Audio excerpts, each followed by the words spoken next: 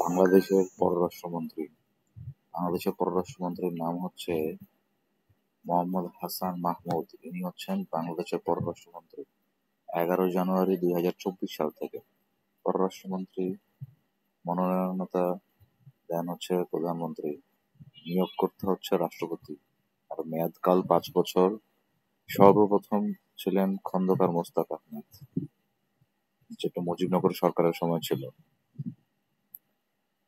পররাষ্ট্রমন্ত্রীদের তালিকা: সর্বপ্রথম ছিলেন খন্দকার মোস্তাক, তারপর দ্বিতীয় ছিলেন আব্দুস সামাদ আজাদ, তারপর Kamal Hossain, Abu Sayeed Chowdhury, professor Mohammad Shamsul Haque, A S M Mostafizur Rahman, A R Shams ud Doha, Humayun Rashid Chowdhury, Anisul Islam Mahmud, A S M Mostafizur Rahman, Abdus Samad Azad, বিচারপতি Latifur Rahman, A Q M Badruddoza,